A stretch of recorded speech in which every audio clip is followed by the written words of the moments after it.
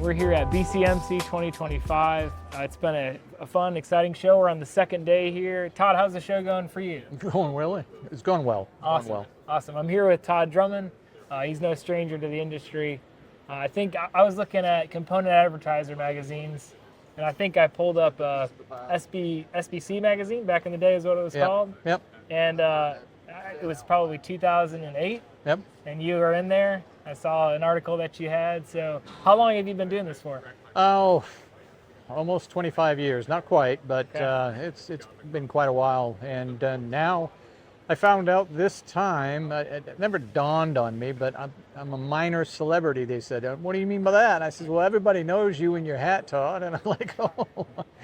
I don't know how many people stop by the booth and say, well, we read your newsletter. They're always interesting. And I always read it. And I'm like, yeah, that's great. So it's good to hear. If you take your hat off, you might not recognize No, you. people won't recognize me, the bald head and everything. Yeah. No, that's good. I appreciate it. So, you've probably been having lots of conversations. You got a booth right across from us. So what are some of the topics that you're hearing about and some of the things you're most interested in talking with people about? People are asking about changes and market changes. And one of the things that has happened over the past 10 years, of course, is the mergers and acquisitions. Whereas before there was a lot more independents of size that were competitive against other independents, where now it's the smaller players being competitive against the very large. So that in-between group of people, of CMs, there's less of them. In some markets there's more, other markets there's a heck of a lot less because of mergers and acquisitions. People retire and they were offered a great big wad of cash, and I don't blame them. Yeah. It is the way, the nature of the beast. That's business. Every industry has been going through this mergers and acquisitions. Ours is not unique. It's the health industry, you name it. Yeah.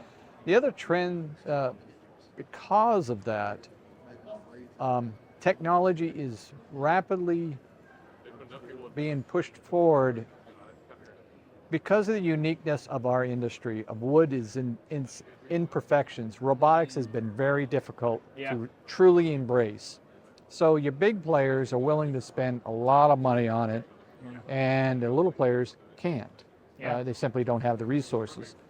But that level playing field is getting a little out of whack in some areas because of the bigger players have price advantages, whether it be plates, software, or equipment, you name it, or lumber purchasing. A few percentage point lumber price purchase difference can make a big difference overall.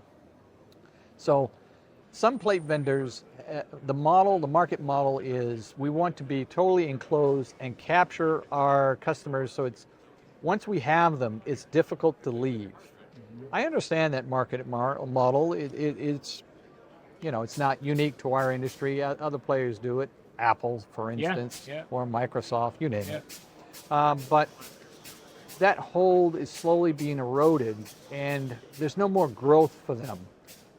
It's not like the CM market is growing bigger than the construction market. It is what it is. The growth is gone as far as that. It will only grow as big as the building market is what it is. And what I mean by that is the plate vendors, you can take away from each other, but you can't grow beyond what everybody already has. Yeah. So when you have that business model that you've already grown to a certain size, now what do I do? Yeah. And if question of percentage of market share. Percentage of market share. And I've created this model of, my management software and all that kind of stuff that is tied in that if you try and leave me, you have to switch everything. Yeah, it's very painful. Very, very painful. And they did that intentionally. That's being eroded. Yeah. That the walled garden approach. Yes. Where everything is in here and you don't need to go outside of it. Yes. For whatever reason. Yeah. So with Paragon's model, I'm going to mention you guys that, you're allowing AppWright and other software to just tie into your APIs. And people ask me, well, can AppWright tie into my accounting software? Does it have an API? And certainly. Yeah. So where other vendors have traditionally said, no, we want to be closed and we do everything for you, even though we may not do everything well, we can at least do something for you. Yeah. And we're like, no. Let's do with the model of AppWright does excellent job processing management software. Accounting software does what it does, and Paragon software does what it does. All three of you do best what you do and just talk to one another. So that model is now opening.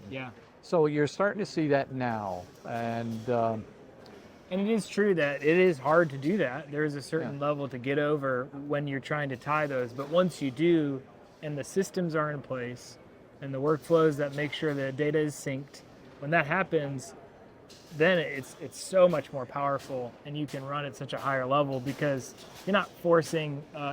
The company isn't trying to compete with QuickBooks, your accounting software.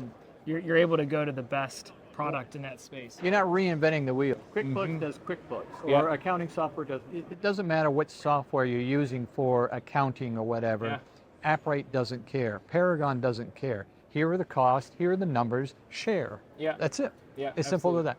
Now, for the smaller or independent players that don't have those price breaks that the very large corporations do for whether it be plates or whatnot, Paragon is making a shift for them. It's making a difference.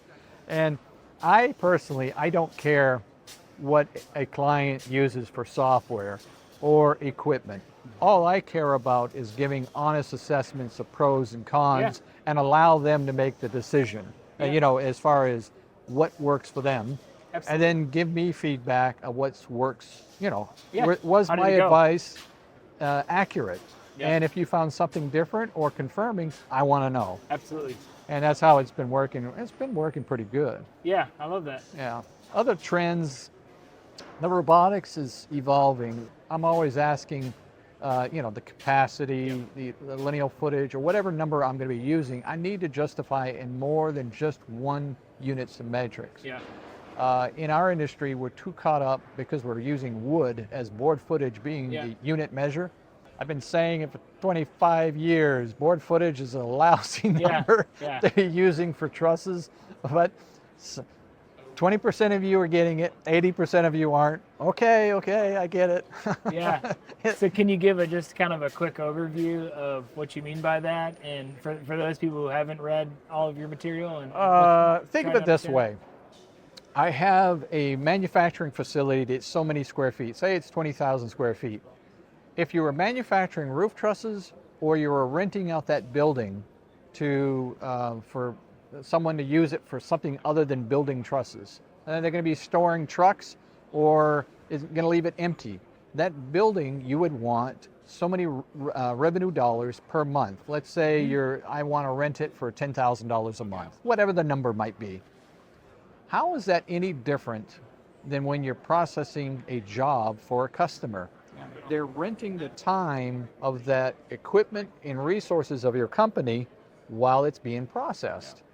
So if you're not translating the gross margin dollars for the time that it's consuming the resources of your company, what matrix are you using? If you're saying, well, the number of board footage is what I'm basing it on. So when a job is an ag building and it can quickly produce a huge amount of board footage in a single day versus a custom home that's very cut up, 2x4, even 2x3 for the webs, and it's very low board footage, but it took the same amount of time, how does that make sense? You're not getting the same gross margin dollars per man hour or shop hour for that ag truss that you did for that custom home. Matter of fact, when you run the numbers, you're going to find out that the ag trusses normally produce twice as much gross margin dollars than a custom home, even at 40% markup. Twice as much. And that ag truss might be at 25% margin. I'll show you. The numbers don't lie. The numbers don't lie. And people, once they go through this process with me and actually do the numbers in a spreadsheet, what I find is those who buy into it, love it, embrace it, use my time standards to generate man hours, proper man hours, man minutes, and then they shut up. Why do they shut up about it? Because they don't want to teach their competition how to do it better. And the average gain from going a simple board footage or cost markup methodology to paying attention to the gross margin dollars per man minute is 3 to 6 point gain for net profits. It happens every time. I have customers that even got much better results, but when I get into those kind of numbers, people don't normally believe me at the 3 to 6 point gain until they do it themselves, and they all say the same thing. Oh my goodness, Todd, I never knew. I can't believe I've waited all this time to embrace this. Yeah. And once they do, they love it. So with Paragon, what I'm able to do now is your program isn't quite able to do the proper labor estimating using my time standards, so I can export your TRE files, import them into my program, and then put them into AppWright, and it does it all what I just talked about. Yeah. And it sends out those reports. Yeah. And by the way, those reports can show you dollars per board foot, dollars per piece count, and dollars per man minute. Everybody's Okay. they don't want to give up the board footage. Fine, So use you're them not both. making the same assumptions on one that you Yeah. know, yeah. That And makes you can sense. put them side by side, and eventually everybody gradually goes over to man minutes. Everyone. They'll keep the board footage, the Have an sales idea. volume. Yeah. It's great for sales volume over a given year or a given quarter, but on an individual job basis, it's totally irrelevant.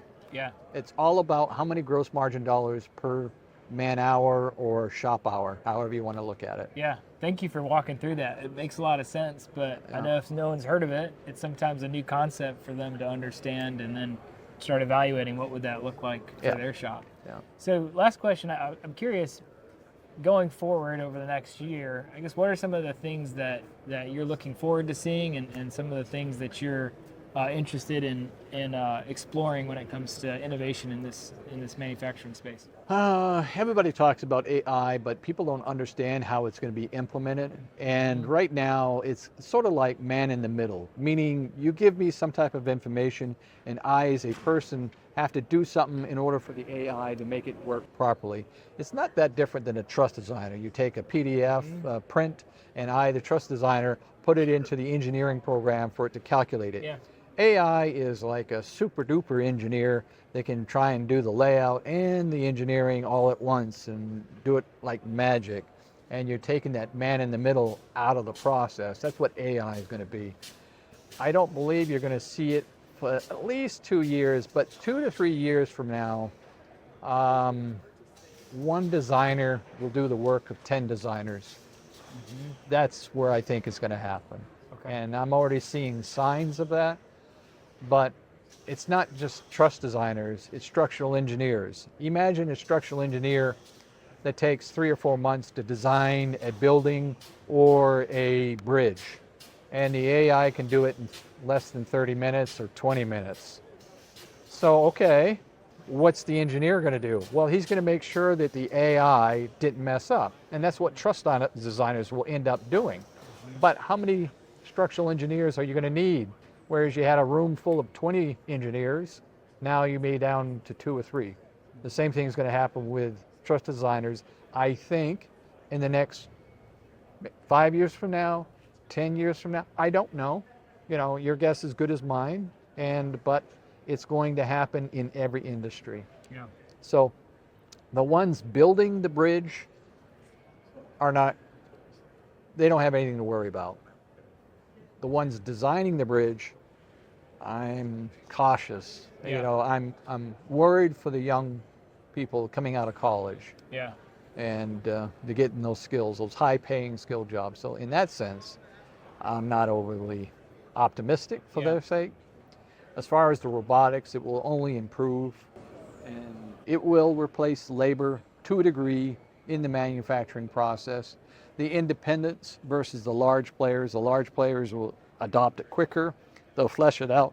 Eventually, hopefully, it'll still be a low enough purchase barrier for the independents to be able to buy and still stay competitive. We'll see. Okay.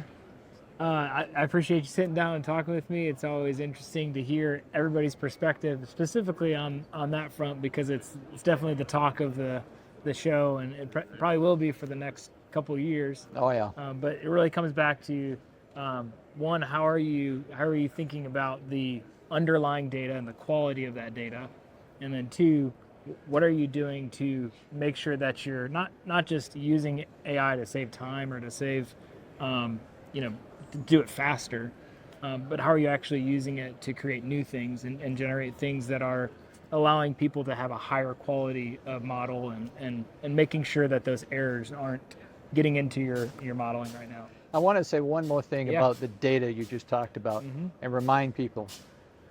I said it before and I'll say it again. Board footage is okay on a macro level for like a quarter or a year.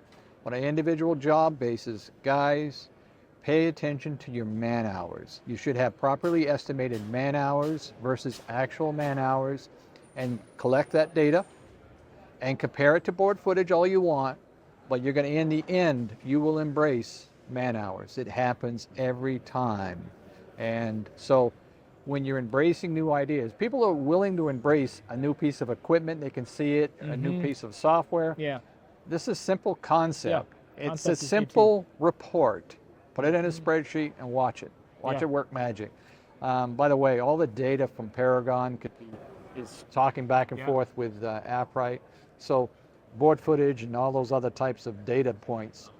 If you want to use AI and extrapolate more data, you can. Yeah.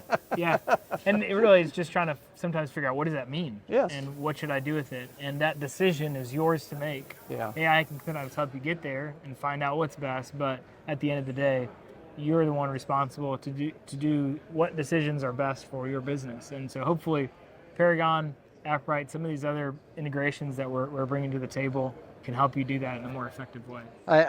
What I really love about Paragon, and again, guys, I don't care which software you use, but what I like about Paragon's model is you're allowing other software vendors to tie into it with the API and share the data. And you're not locking it down. You asked me in the beginning, what's the new change? This right here, it's not because I'm sitting in your booth saying this. I would say the same thing if I was sitting in the other booths. If anybody who knows me, Todd's a straight shooter. Yeah, I love it. That's great. All right. Well, thank you so much. No problem. Thank you.